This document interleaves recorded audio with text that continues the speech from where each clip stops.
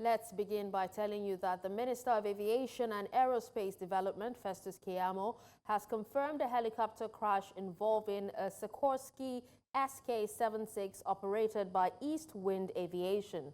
The crash occurred at about 11:22 a.m. on Thursday near Bonny Finima in the Atlantic Ocean while en route from Port Harcourt to the NUIMANTAN oil rig. Keyamo revealed that the helicopter had 8 people on board and search and rescue efforts have been activated. So far, 3 bodies have been recovered. No emergency locator transmitter signal has been received, but manual efforts to locate the crash site are ongoing. Keyamo, however, expressed his condolences to the families of those involved. To Kogi State, where a severe flood has submerged 9 out of the 21 local government areas in the state located in the north-central region of Nigeria. The 9 local government areas affected by the water flood include Kogi, Lokoja, Adavi, Ofu, Ajaokuta, Ida, and Ibaji, Igalamela, and Omala. The disaster has forced residents to evacuate their homes, with many seeking refuge in designated camps set up for displaced persons. The flooding, which has affected hundreds, has been attributed to continuous heavy rainfall and the overflow of major rivers. In the meantime, Governor of Kogi State, Usman Ododo, has begun the drilling of boreholes at the internally displaced persons camps after flood wreaked havoc in the area. The governor gave the directive while on a visit to some of the IDP camps on Thursday, just as he directed the provision of more relief materials to the IDP camps in the state. The governor said this will also help to ameliorate the hardship the displaced persons go through while in search of water. The Commissioner for Information in the state, Kingsley Fanwa, who briefed newsmen on Thursday, said Governor Ododo directed the Rural Water Supply and Sanitation Agency, RUWASA, to immediately begin the borehole drilling in the IDP camps to ensure sufficient supply of clean water.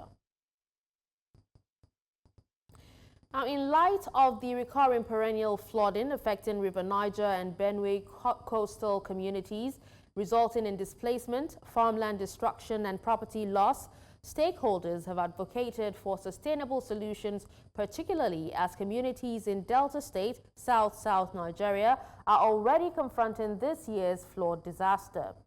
News Central correspondent Austin Azu, who visited some communities in Asaba and Oko, observes that rapidly rising flood waters have started overtaking homes in agricultural lands. As forecasted by NIMANTAN, the current flooding is affecting several communities along the River Niger coastal line, and major communities in Oko Kingdom, including those near Asaba, which are not spared from the reoccurring flooding that has caused displacement, farmland destruction, and billions of naira in property damage. Officials from the State Emergency Management Agency, alongside local government representatives from Oshomili South LGA, are undertaking on-site assessments of the rising water levels affecting River Niger communities. Residents of Okanana community and surrounding areas shared insight into the devastating impact of the flood on their communities and livelihoods. Since I think second week of October, that is when the water started. So gradually it was coming. Both their foodstuff, their plants, yam, cassava, the thing carried most of them. Well, some of them now don't know how they come out. No, understand. Even our cassava, yam, everything we will plant, all of them, see all this potato them. We will not even get anything again. Let's have a hole that has a very high level of sand fill, so that whenever the flood comes, it doesn't get into that place. People can stay there while the government, the federal and the state runs to their rescue. But coming to move us out of Oko every time is really inhumane to us. But all the same, we're calling the state government to come to our aid in whichever form and manner they can.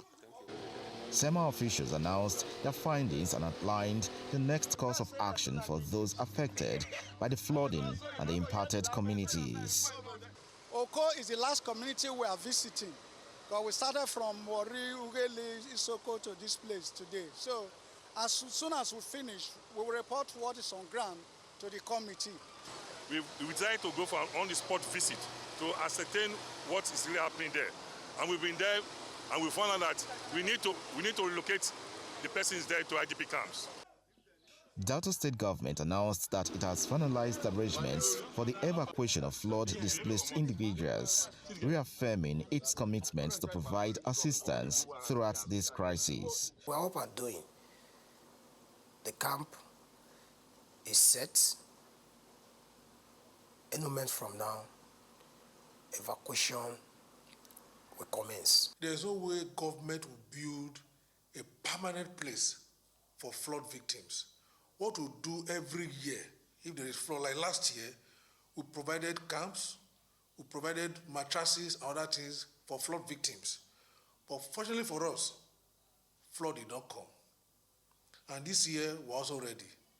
This is Ogwafo Primary School in Asaba, the Delta State capital, one of the designated areas for the IDP camps in the states. As you can see, the gate is under lock and key. How soon is soon for government to activate this area to receive those displaced from their ancestral homes by the ravaging flood? Days ahead will tell. In Asaba, for News Central, I'm Austin Azu. Now going back to the Kogi flood, meanwhile, Senator Adams Oshomole, while reacting to the flood, said dredging the River Niger or Benue is not the solution. He said this at the floor of the Senate during plenary. This flooding issue also affects a substantial part of Edo North in Edo State. And so Edo State should be included among the areas that are affected by this incessant flooding, including one that is happening right now. But I am not sure that dredging the River Niger and the River Benue is a solution. My recollection is that previous governments have attempted, or they did claim to have dredged the River Niger and River Benue. But every flooding season, the river gets heated up.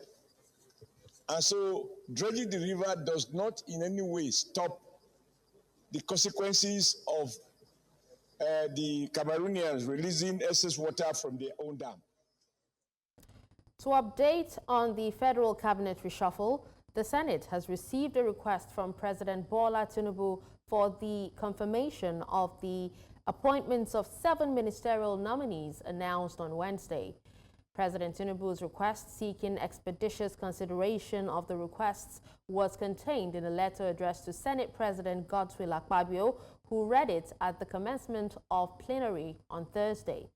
Tinubu urged the Senate to consider the confirmation of the 7 nominees for appointment as ministers. The ministerial nominees for confirmation include Nentawe Yelwadda, Humanitarian Affairs and Poverty Reduction, Muhammadu Ingyadi, Labor and Employment, Bianca Odumegu Ojuku, State Foreign Affairs, and Jumoke Oduole, Industry, Trade and Investment. Others are Idi Mukhtar Maiha, Livestock Development, Yusuf Atta, State Housing and Urban Development, and Suwaiba Ahmed as State Education. Akpabio referred the nominees to the Committee of the Whole for further legislative action as soon as possible.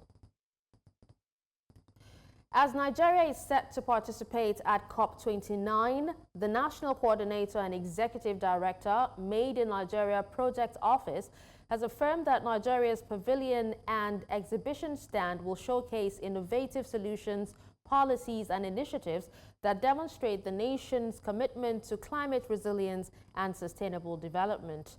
Nwabweze George, while speaking with journalists in Lagos on the World Climate Change Summit slated to hold in Baku, Azerbaijan, from November 11 to 22 said that the summit is an opportunity for organizations to showcase their commitment to climate action at the Nigerian Pavilion in the Green Zone. He said that the objectives of Nigeria's participation is to showcase Nigerian-made climate-friendly technologies and innovation.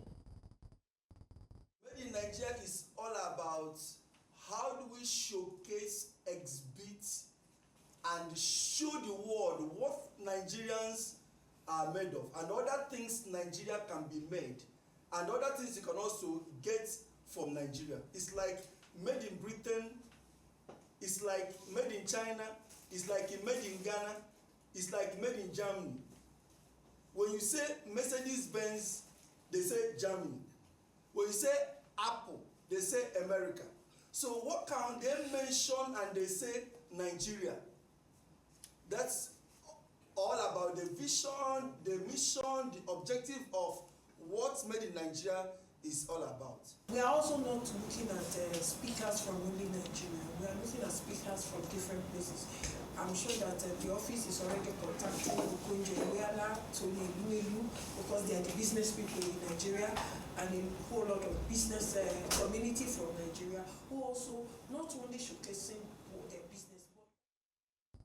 To security matters, no fewer than 4 persons have been killed after suspected cultists invaded Ifite, Awka area behind the school gate of Nnamdi Azikiwe University, Awka, Anambra State.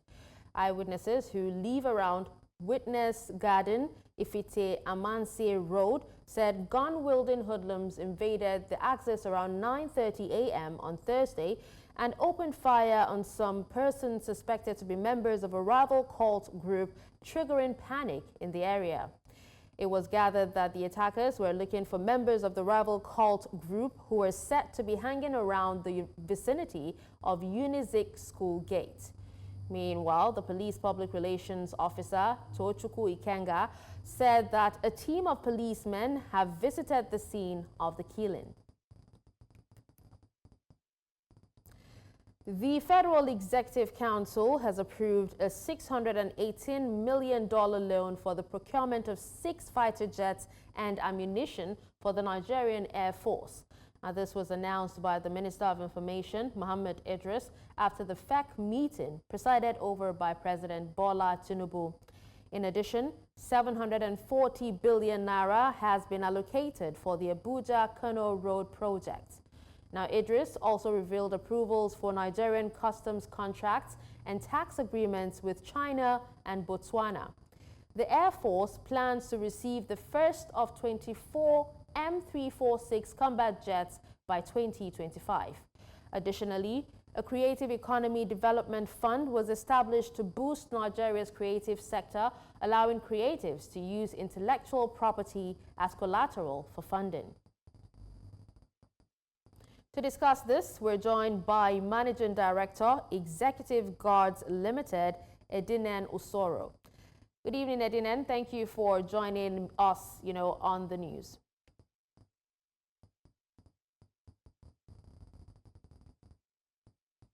Hello, Edinen. Can you hear me?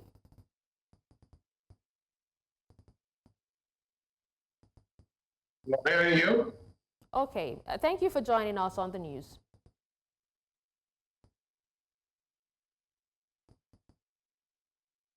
I'm not getting you. Okay, I will try to reconnect with Edinen. Moving away from that, some suspected criminals have been arrested and paraded for different offenses in some parts of Plateau State. This was made known when the State Commissioner of Police, Emmanuel Adesina, paraded them before journalists and members of the public. He added that as soon as investigation is over, the suspects will face prosecution. News Central's Chizoba Nyongwe was there and now reports. In recent time, Plateau State has been relatively peaceful without reports of violent attacks in some parts of the state.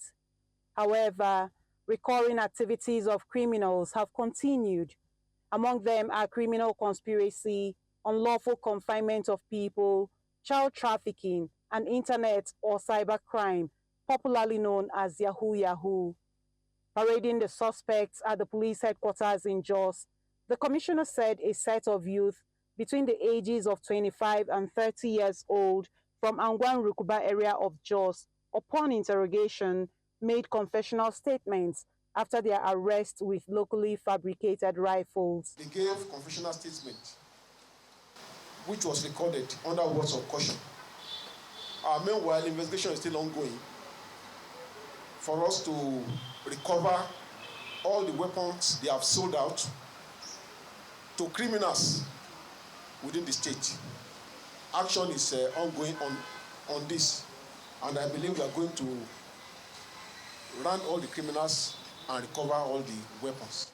As if that was not enough, another suspected gang of internet fraudsters, including 2 brothers and 12 other members, were arrested. 2 brothers, one Ate Anthony Idoko and Daniel Idoko, conspired among themselves to traffic young boys who have just graduated from secondary school to a secluded residence. They locked them up, seized their phones, and shown them how to defraud people via cyber-related frauds. These women, a pregnant mother of 5 and another mother of 3, are here in connection with child trafficking of these 3 children between the ages of 8 and 3 after they were taken from Jos to Suleja in Niger State, where they were arrested. I don't know that she stole the children. But you said you know her. I know her. If you know her, you should know whether they are her children or not. That's what I'm saying. She says it's her children. This report that brought you here, what can you say about it? I'm sorry. I don't know that the thing will happen like that. Me, I'm from Suleja. I don't know that comfort. First time he carried 2 child, come say he no get anybody, made a put for one orphanage for her. You come with your friend. I say, no, they do like that. He go police station, collect report police. Me and where he born the pikin, may bring the, may they know say now you born with a certificate. He bring her. I'll join them together with that woman. He say won't go Lagos for business. After 2 months, I can't see her again with 3 child. And he tell me now 2. Now I said to I no agree with that 3 child where I bring. Now I carry report to go police station. With these recovered arms, the Commissioner of Police urged residents of Plateau not to relent in their efforts in providing security agencies with useful information, as it remains one of the major ways of ridding the society of criminal elements. In Jos for News Central, Chizoba Anyonwe. News now. We'll take a break, and when we come back, we'll tell you how House of Representatives orders CBN to withdraw old notes. Details after the break. Welcome back, and thank you for staying with us. Now we're going back to insecurity, where FEC has approved $618 million loan for fighter jets, ammunition acquisitions as well. And we've been able to reconnect with Managing Director, Executive Guards Limited, Edinen Usoro. Mr. Edinen Usoro, if you can hear me, good evening, and thank you for joining us once again. Yeah, good evening. All right, so now 6 M346 fighter aircraft and ammunition. What specific advantages do these aircraft provide if acquired? Like the English people say, handbrake is better than known. We remember that the Air Force had said they needed 24 of the M346 fighter jets. They needed 24 units and 10 AW109, tracker jets too. 6 to start with, okay, but for some of us, we feel that we should give our military all that they need. We should give our military all that they need because with all the security issues we have all over Nigeria, we need all our armed forces, the Air Force, the Army, the Navy, to have the best weapon to prosecute this fight.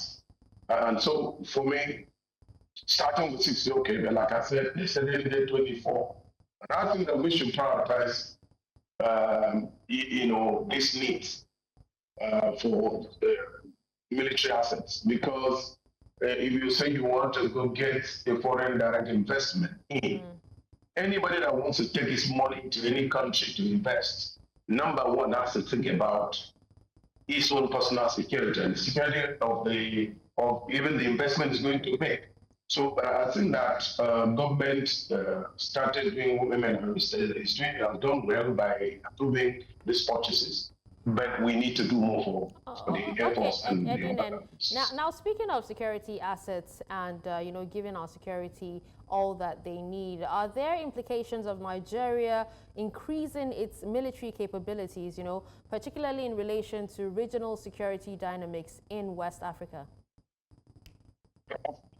Yes, because of course you know what is happening. Some of our small neighbors, Niger, Mali, Burkina Faso, we have this state from ECOWAS, and trying to form an alliance with a different, military, country like Russia. Of course, we have to increase our military assets tremendously. Like I said, we have to take care of our borders, and then of course the internal security issues that we're having. So there's need for us to be better prepared. Of course, in any human endeavor, your preparedness determines your success or otherwise. So I want to see that, of course, the government itself knows that there's need, for us to do more in terms of decision of military assets, Okay. and this need, yes. All right. Now, given the significant financial commitments to both the military and also infrastructure projects, how should the Nigerian government prioritize funding to ensure that both security and development are adequately addressed?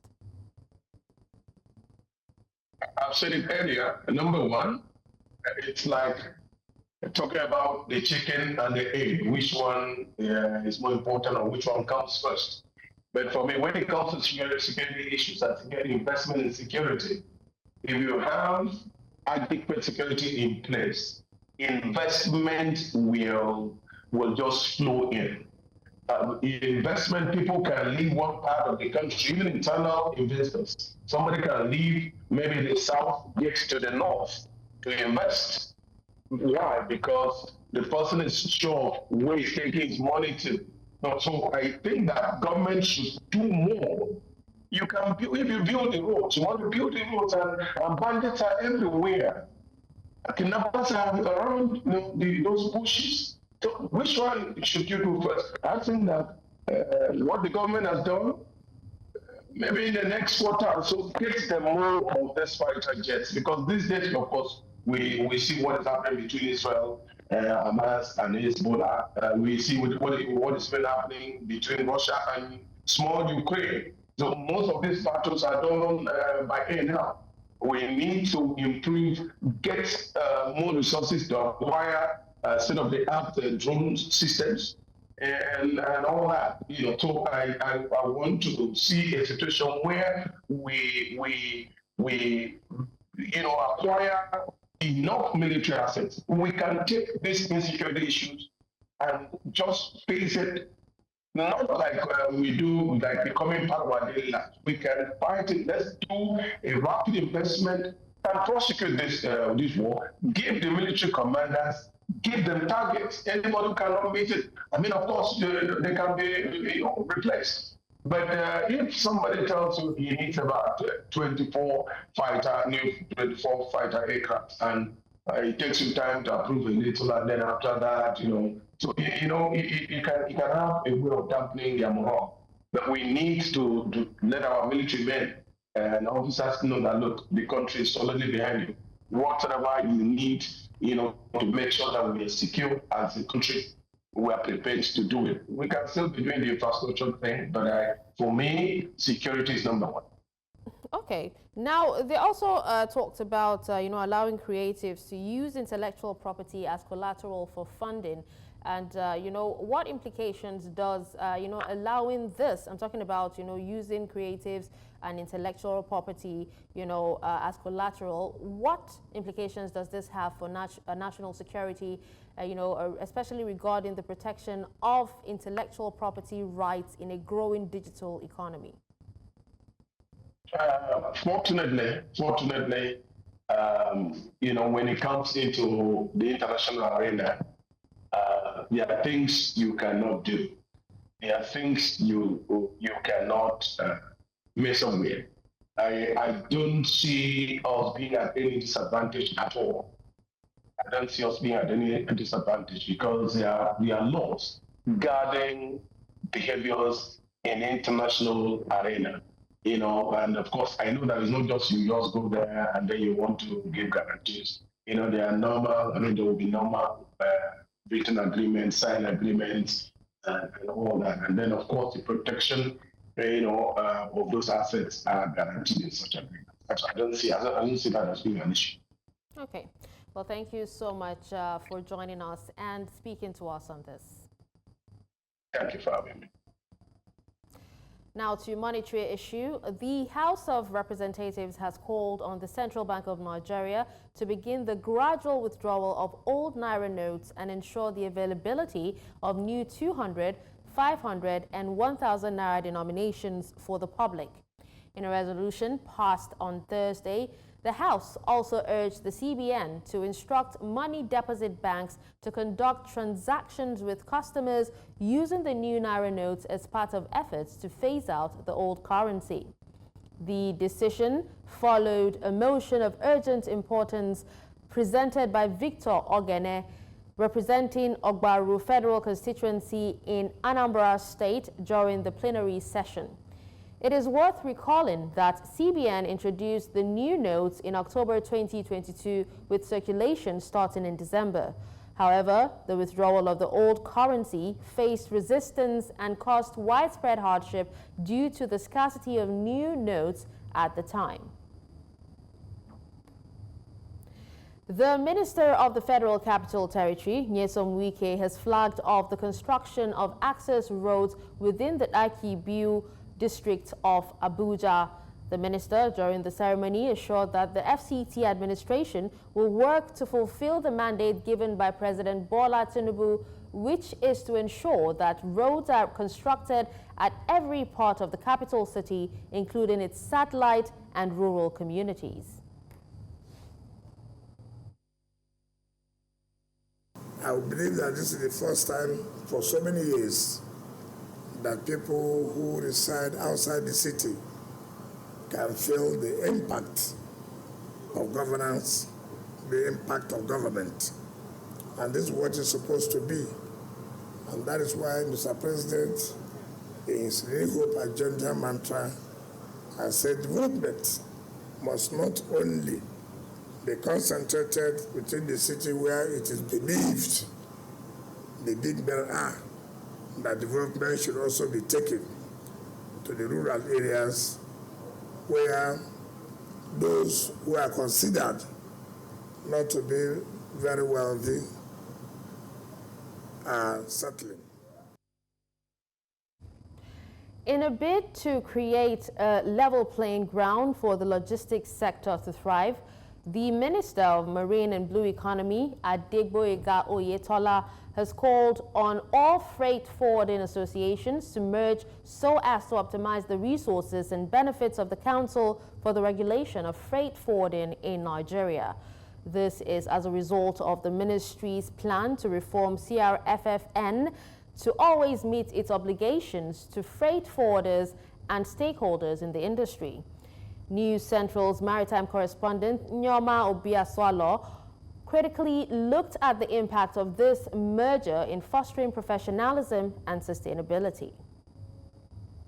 The critical role freight forwarders play in facilitating international trade and harnessing the blue economy potential presents a transformative pathway for Nigeria's economic growth and development. This has spoiled the federal government's desire to see logistics business thrive in Nigeria, saying that it is the biggest economy in terms of logistics in the whole of Africa, with a control of 1/4 of all logistics activities in the sub-Saharan region. Yet, the benefits are not visible. In West Africa, 82% of all the cargoes designated to the Gulf of Guinea has final destination in Nigeria. With this, the expectation should mean more money that should expand businesses.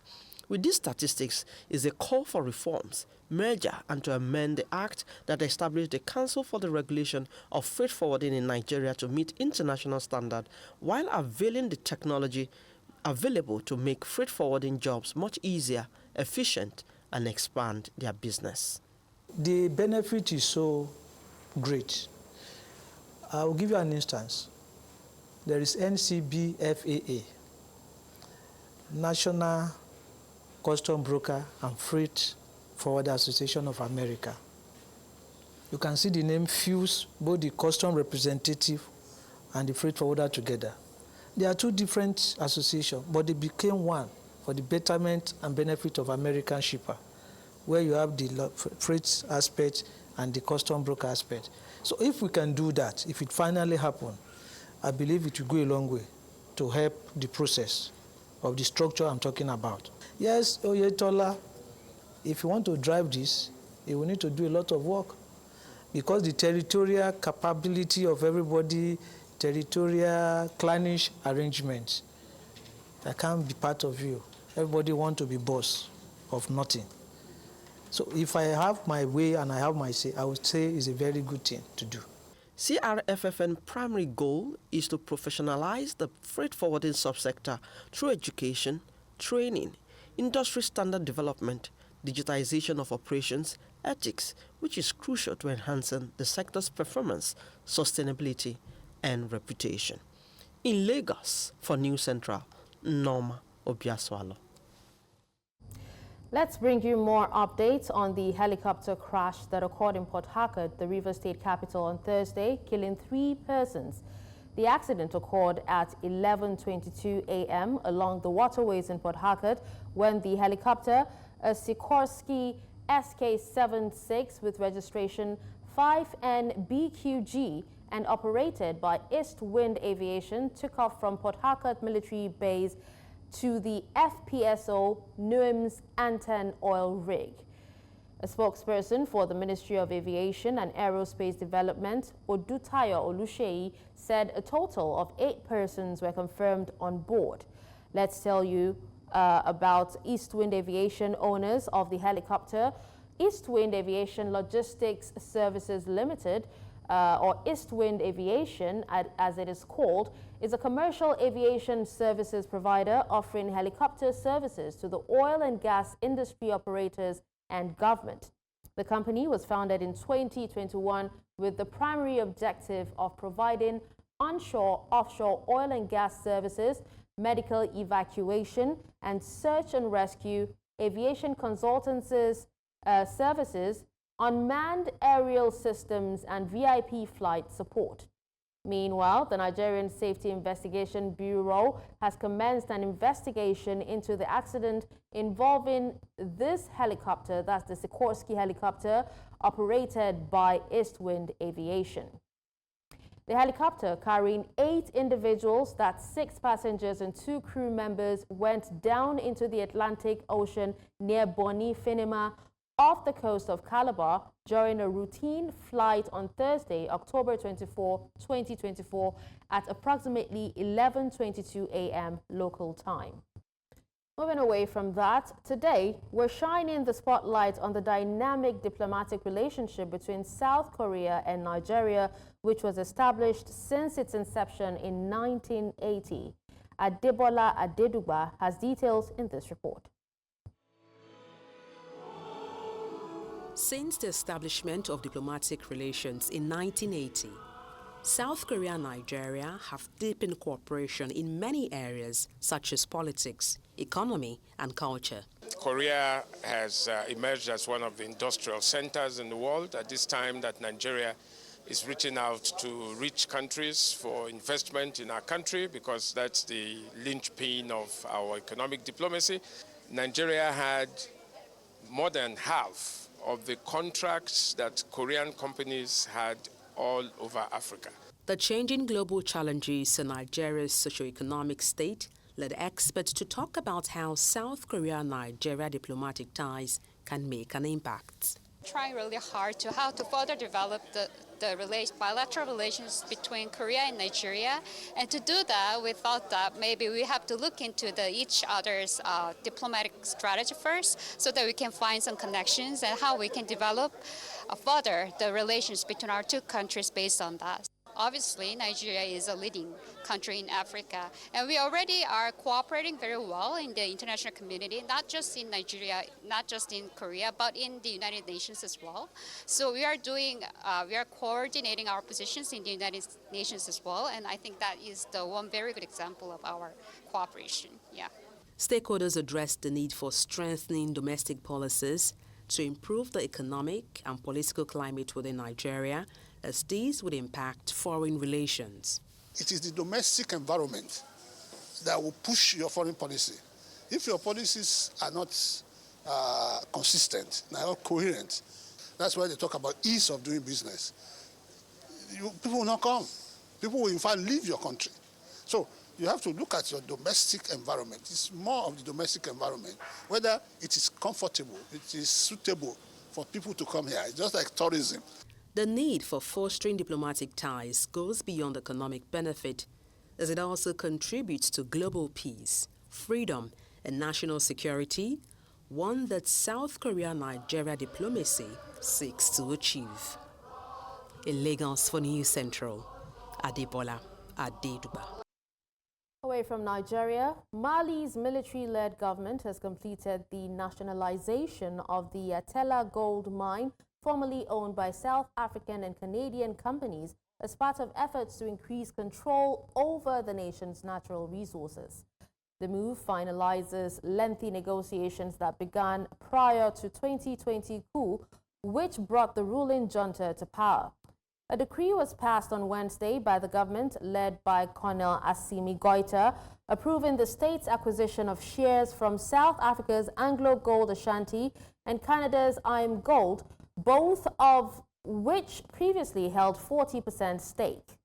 Now, the Malian state already owned the remaining 20%, according to a statement from the Council of Ministers. Operations at the Yatela mine in the western Kayes region, which began in 2001, were halted in 2016 due to a significant drop in gold prices. Mozambique's ruling party candidate, Daniel Chapo, has won the presidential elections. The Electoral Commission said on Thursday, while announcing results from the disputed October 9 polls. Chapo, from the Frelimo party, which has been in power for half a century, took 70.67% of the votes compared to 20.32% of his main opponent. Now, observers have said that the October 9 election was not free and fair. A European Union mission reported irregularities during counting and alteration of results at the local and district level, problems which have marred most polls since Frelimo first allowed multi-party elections in 1994. In business, South African tourism is ramping up its corporate engagement efforts in Nigeria, aiming to bolster relations between the two countries and capitalize on Nigeria's growing tourism market. With the global tourism and industry recovering from the impact of the COVID-19 pandemic and the festive season beckoning, South Africa is keen to position itself as a top destination for Nigerian travelers through strategic partnerships and marketing initiatives. News Central correspondent Lekan Onobanjo tells us more in this report. Allow me, Mr. President, to convey our sincere appreciation for the support that Nigeria extended to South Africa's candidate. The relationship between Nigeria and South Africa is regarded as one of the most significant in Africa, shaped by strong diplomatic, economic and cultural ties, with special focus on trade, tourism and regional security, dating back to over 3 decades. This gathering seeks to strengthen and consolidate on these strides, particularly tourism, with key stakeholders from the Southern African nation introducing several attractive packages to increase the flow of Nigerians to its tourist sites. We have introduced a group application system. And the reason we do that is really to maximize your chances of getting your visas, because that is exactly what we're getting paid for. We are simplifying the process. We say that that is an integrated approach in the visa application system. To our Nigerian counterparts, we say, please keep patronizing us. We appreciate your partnership and we will continue to collaborate with you. And we look forward to a long-standing relationship with yourselves. There is a very significant relationship between Nigeria and South Africa. First of all, is the resilience that we have and also the leadership that we have within our own. So with that, tourism and business in South Africa and Nigeria can bring about a very collaborative nation building, because we are both the giants of Africa. We've got the great nightlife. I mean, there's so With excitement, business representatives highlighted the unique experiences available to tourists. South Africa has everything, because we have both the Atlantic Ocean, the Indian Ocean, we have beautiful mountains, we have the Big Five, the safaris, we have beautiful people, beautiful women. I believe so much in relationships, and this is very, very important. In my opinion, the two biggest economy in Africa is Nigeria and South Africa. So we can't afford not to ensure that this relationship works. As the festive season beckons, safety concerns influence travel decisions. However, the South African consulate assures potential tourists of aggressive efforts at improving infrastructure and adequate security around tourist areas. There's a lot of crime or petty crime that actually increases during our peak tourism seasons. And what government has actually done, they've increased the number of security and protections that are on at the various attractions. But of course, we always ask travelers to just take caution.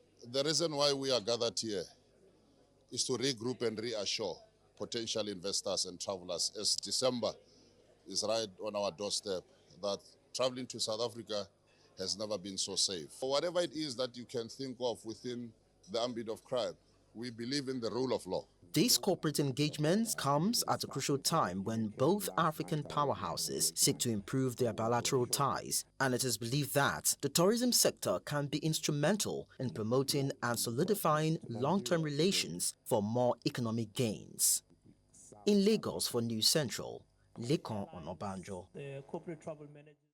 And that's all at this hour. But before we go, let's take another look at some of our top stories.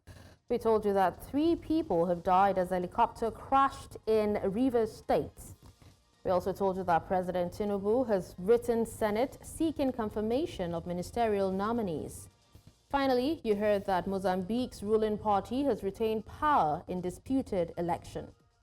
You can watch News Central live on DSTV channel 422, Star Times channel 274, Avo TV, and YouTube. Many thanks for watching. I'm Dashen. Usman.